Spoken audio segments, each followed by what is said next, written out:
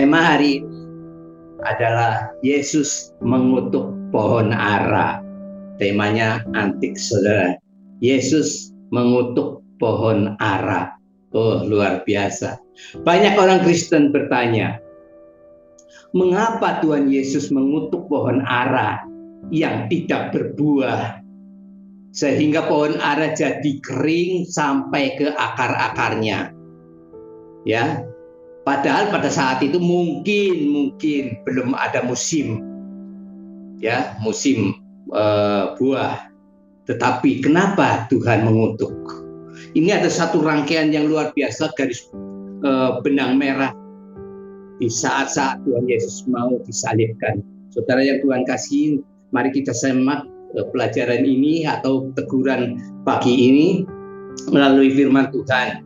Tuhan tentu punya alasan di balik semuanya itu.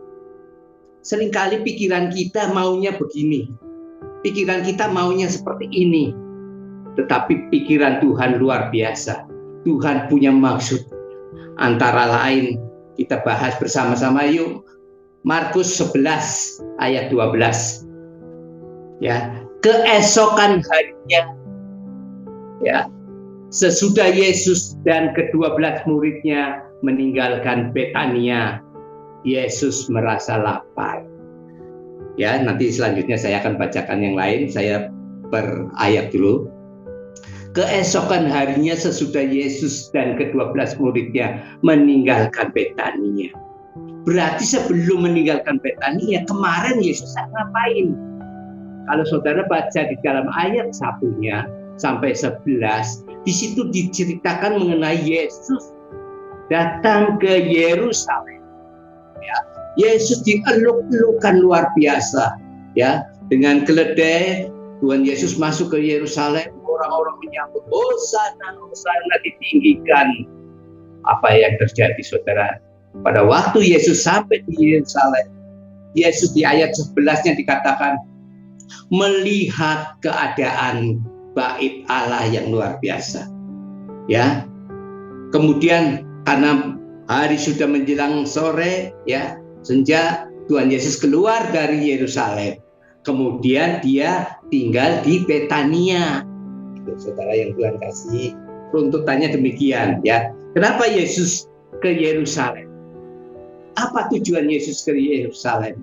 Itu ada kaitannya luar biasa antara ke depannya bahwa Yesus akan disalib. Ya, itu rangkaian benangnya luar biasa ini, ayat pasal ini di pasal Markus 11, ya. Tuhan Yesus kemudian dia di Betania. Setelah hari esoknya, nah ini ya tadi kita baca keesokan harinya, hari Tuhan Yesus meninggalkan Betania. Dalam perjalanannya Yesus lapar. Bapak Ibu Saudara yang Tuhan kasih, apakah benar Yesus lapar? Tentu benar. Yesus haus? Tentu. Karena Yesus adalah 100% manusia dan 100% Allah. Ya, jadi merasa lapar jelas. Sekarang pertanyaannya adalah, apakah menu favorit Yesus? Menunya apa? Menu favorit Yesus saat dia lapar. Tahu? Kita sebagai anak-anak Tuhan, kita sebagai murid-murid Tuhan, pasti tahu Yesus lapar menunya apa. Apakah memang buah ara? Apakah roti bakar atau ikan bakar? Pada waktu Petrus semalam-malaman tidak dapat apa-apa, Tuhan sudah sediakan roti bakar dan ikan bakar. Oh Tuhan, ini luar biasa. Apakah ini menunya Tuhan? Bapak Ibu Saudara yang Tuhan kasih, kita jadi ingat kalau dalam keluarga istri tahu persis menunya suami, suami juga tahu persis keinginannya menunya istri, ya. Jadi ingat istri saya, ya, selalu dia tahu menu-menu saya, ya, kesukaan saya. Bapak Ibu Saudara yang Tuhan kasih, apakah menu yang biasa makanan sehari-hari Tuhan lakukan? Mari kita baca di dalam Yohanes 4 ayat 34. Maka Dialah melakukan kehendak Bapa. Makanan Tuhan adalah melakukan kehendak Tuhan, melakukan kehendak Bapaknya. Bagaimana dengan keadaan saudara dan saya? Ingat, dalam perjalanan Yesus, saat-saat ini menjelang kedatangan kali yang kedua, dia sedang berjalan menuju Yerusalem, membersihkan, menyucikan bait-bait Allah. Ini saudara yang Tuhan kasih. Kalau kita tidak ada bekal, untuk apa? Jangan sampai kita seperti pohon ara, sampai ke akar-akarnya kering. Kerohanian kita nggak mau kering, saudara. Kerohanian kita tetap terus berbuah. Oleh karena itu, apa yang dilakukan Yesus? Tentu dilakukan oleh murid-muridnya, tentu dilakukan oleh saudara dan saya. Oleh karena itu, ada satu poin yang pertama adalah jadilah pelaku-pelaku firman. Itu poin yang pertama, ya. Jadilah pelaku-pelaku firman di dalam Yakobus 1 ayat 2. Saudara-saudaraku, anggaplah sebagai suatu kebahagiaan apabila kamu jatuh ke dalam berbagai-bagai pencobaan. Ya Tuhan, Yakobus ini menceritakan tentang saudara-saudara kita supaya kita menjadi pelaku-pelaku firman, ya. Ayat 22 sebetulnya itu, bukan 2, ya. Ayat 22. Coba kita salah ayat 22. Tetapi hendaklah kamu menjadi pelaku firman dan bukan hanya pendengar saja.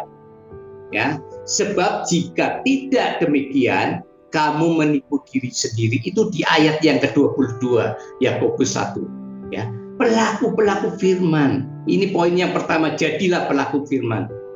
Supaya kita tidak akan kering rohani kita, tidak terkutuk oleh apa yang Tuhan tidak kehendaki. Menjelang akhir kedatangan Tuhan yang kedua kalinya ini, saudara dan saya akan dilihat oleh Tuhan. Ya, sikap apa saja menjadi pelaku-pelaku firman? Sikapnya apa saja? Ya, tentu kita ada ketaatan, kesetiaan, dan dengaran akan firman Tuhan. Ya, sekali lagi, tetapi hendaklah kamu menjadi pelaku firman dan bukan hanya pendengar saja, sebab jika tidak demikian kamu menipu diri sendiri. Ya, Bapak Ibu Saudara yang Tuhan kasih, tak kala Tuhan Yesus akan datang kali kedua, kita seperti Yesus, makanannya adalah melakukan kehendak Allah. Kita sebagai anak-anak Tuhan, kita pun mau sepaham dengan Yesus, melakukan firman Allah. Amin, saudara. Taat, setia, dengar-dengaran akan firman, mengasihi Tuhan dan sesama. Artinya kita melayani Tuhan, melayani dengan ketulusan. Kalau kita melayani Tuhan tetapi tidak melayani manusia, juga tidak. Kita dimasukkan penipu diri sendiri. Ya, kita mesti berpikirkan perkara-perkara yang di atas, kata Kolose 3 ayat 2. Ya, pikirkanlah perkara-perkara yang di atas, bukan yang di bumi. Bukan berarti kita tidak boleh mencari nafkah, tapi utamakan apa yang Tuhan kehendaki. Jadilah pelaku-pelaku firman. Amin, saudara. Mari kita akan melanjutkan Markus 11 ayat 13. Saudara yang Tuhan kasih, kita akan menginjak ke poin yang kedua. Ya, Markus 11 ayat ke-13. Dan dari jauh ia melihat pohon ara yang sudah berdaun. Ya. Dari jauh ia melihat, Markus 11 ayat ke-13. Dan dari jauh ia melihat pohon ara yang sudah berdaun, ia mendekatinya untuk melihat kalau ia mendapat apa-apa pada pohon itu. Tetapi waktu ia tiba di situ, ia tidak mendapatkan apa-apa selain daun saja. Sebab memang bukan musim buah ara. Bapak Ibu Saudara yang Tuhan kasih, di ayat ke-13 ini menceritakan dari jauh pada waktu perjalanan Yesus ke Yerusalem, yang tujuannya adalah untuk membersihkan, menyucikan bait Allah. Dalam perjalanannya dia melihat dari jauh pohon ara yang sudah berdaun. Tetapi apa yang dilihat setelah dekat? Tidak ada apa-apa, saudara.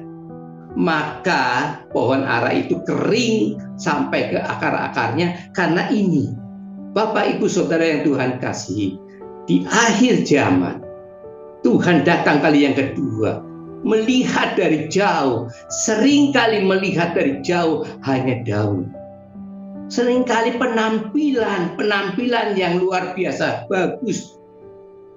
Bapak Ibu Saudara yang Tuhan kasih, ini adalah nasihat firman Tuhan. Seringkali penampilannya luar biasa.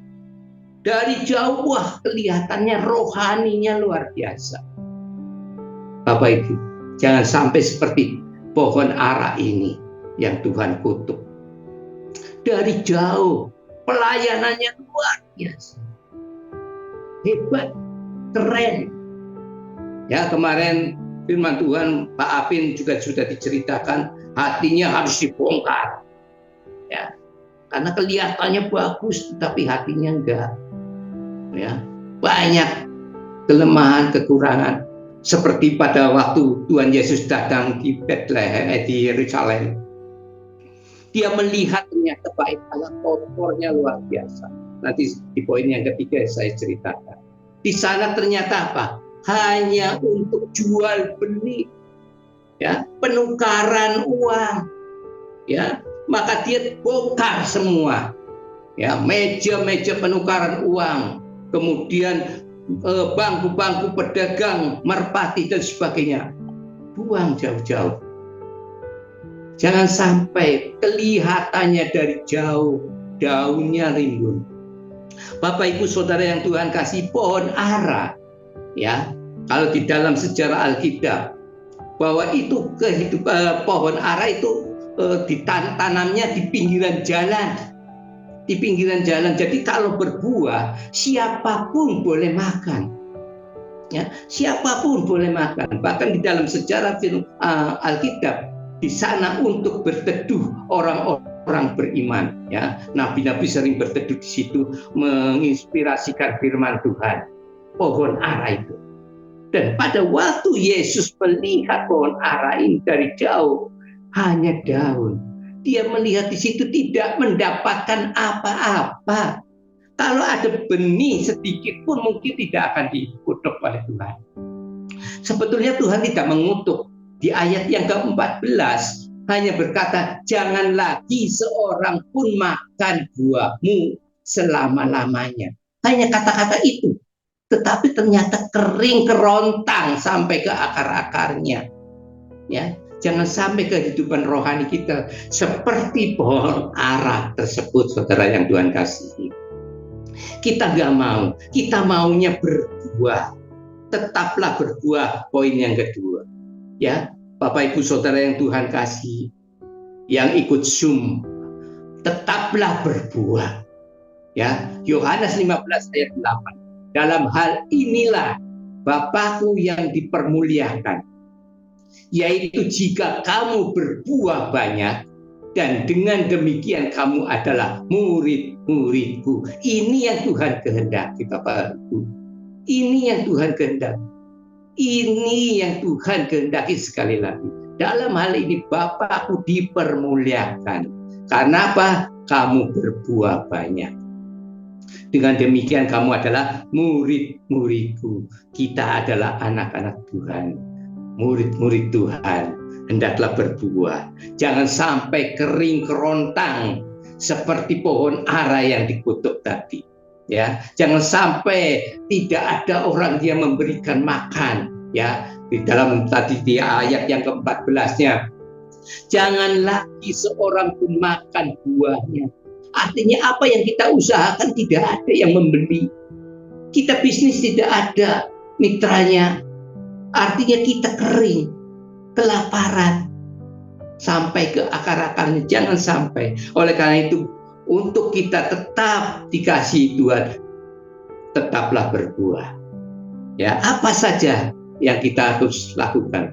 Bangun hubungan pribadi yang intim dengan Tuhan. Ini sangat penting. Bangun hubungan dengan intim dengan Tuhan. Tetaplah hidup dalam kebenaran firman Tuhan.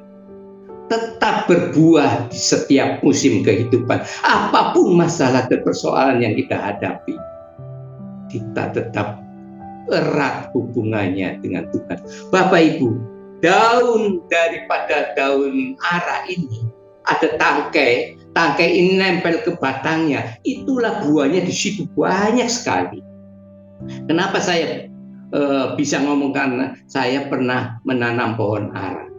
Dan pohon ara sebetulnya kalau sudah mau berbuah, tidak ada musim. Semuanya tetap berbuah terus. Apalagi pada waktu musim, buahnya lebih besar-besar. Oleh karena itu, saudara yang Tuhan kasih, biarlah kita jangan sampai kering. Ya, dalam kehidupan kita, dalam rohani kita mau berbuah. Ya, di dalam Tuhan. Selalu berbuah di setiap musim. Amin. Poin yang ketiga, saudara yang Tuhan kasih, biarlah kita jadikan aku rumah doa. Pada waktu ayat yang 15 di sini dikatakan, Yesus datang ke Yerusalem, ya, ke Yerusalem untuk membersihkan, menyucikan bait Allah. Ya, kedatangan Tuhan kedua kalinya akan menyucikan bait Allah. Ya. Poin yang ketiga, jadikan aku rumah doa. Ya, Bapak Ibu Saudara yang Tuhan kasih, jadikan aku, saudara dan saya, rumah doa. Markus 11 ayat 17. Lalu ia mengajar mereka, katanya, bukankah ada tertulis, rumahku akan disebut rumah doa bagi segala bangsa, tetapi kamu ini telah menjadikan sarang penyamun. Ini yang Tuhan tidak kehendaki, saudara dan saya, bait Allah. Bukankah di dalam 1 Korintus pasal 3 ayat 16, tidak tahukah kamu bahwa kamu adalah bait Allah dan rumah Allah dan roh Allah diam di dalam kamu. Luar biasa. Kalau kita tahu bahwa kita adalah bait Allah, jangan sampai menjadi sarang penyamun. Bapak Ibu Saudara yang Tuhan kasihi, kita nggak mau kerohanian kita kering.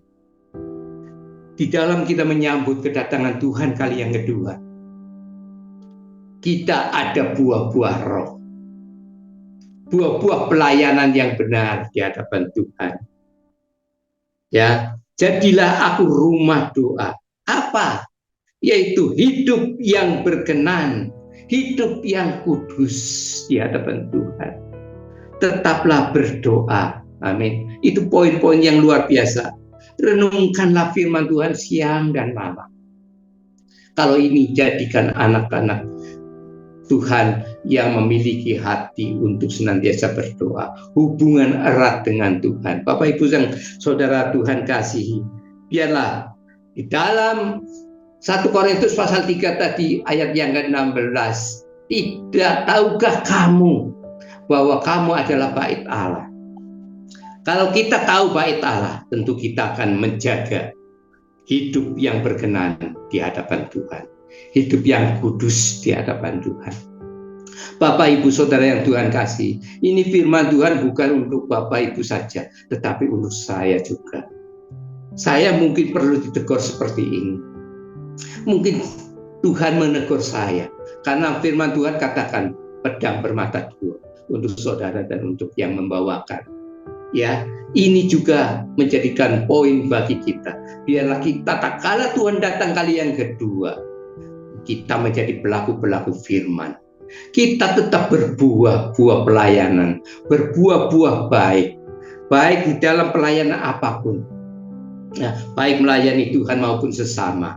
Ya, kemudian jadikanlah kita adalah rumah-rumah doa yang berhubungan erat dengan Tuhan, intim dengan Tuhan, sehingga kelak Tuhan datang kali yang kedua dan berkata kepada saudara dan saya, hai hamba, baik pekerjaanmu, masuklah di dalam kemuliaan Bapa. Luar biasa. Tentunya kita menginginkan seperti ini. Tidak mau kering kerohanian kita, tidak mau kering kehidupan kita, apapun yang kita alami saat-saat ini. Biarlah firman Tuhan pagi ini menjadikan satu poin. Jadilah pelaku-pelaku firman. Seperti Yesus, makanannya adalah melakukan firman Allah. Amin. Sampai dia berkata di dalam baitnya, di dalam dia disalibkan, sudah selesai. Biarlah saudara dan saya, tak kala kita mau melakukan firman Tuhan dengan taat, setia, dan dengar-dengaran, dengan intim dengan Tuhan, kita mau berbuah-buah banyak, sehingga nama Tuhan dimuliakan, Bapakku di surga dimuliakan. Bapak Ibu Saudara yang Tuhan kasihi, dalam perjalanan kehidupan kita, di dalam pelayanan kita, apakah nggak pernah ada tantangan? Pasti ada. Pada waktu Yesus membersihkan semua di bait Allah pun, ada orang-orang yang tidak suka, ingin menangkap dia. Dan orang-orang itu adalah orang-orang yang hebat, imam-imam, ahli Taurat, ya orang-orang yang ngerti semuanya, bukan orang-orang yang nggak ngerti, orang yang ngerti. Di dalam pelayanan kita pun banyak orang-orang yang tidak suka. Mereka menganggap dia lebih hebat, mereka menganggap lebih pintar. Gak masalah. Ingat selalu dalam Kolose 3 ayat 23, apapun juga yang kamu perbuat, perbuatlah dengan segenap hatimu, ya, seperti untuk Tuhan, bukan untuk manusia. Ini yang penting. Apapun pelayanan, sekalipun banyak rintangan, tantangan yang kita hadapi, masalah kehidupan kita mungkin jatuh bangun, tetapi ingat, minta kekuatan daripada Tuhan. Ya, kita di dalam hari-hari perkabungan kita saat ini pun saya pribadi belum kuat. Seringkali kita teringat istri saya. Benar, saya belum kuat. Walaupun banyak yang mendoakan saya, kuatkan kamu. Aku tetap berdoa kepada Tuhan. Tuhan, kuatkan aku. Aku hanya datang kepada Tuhan. Tuhan, kaulah kekuatanku. Kaulah yang kuharapkan. Hanya Engkau jawaban bagiku. Tuhan yang menguatkan.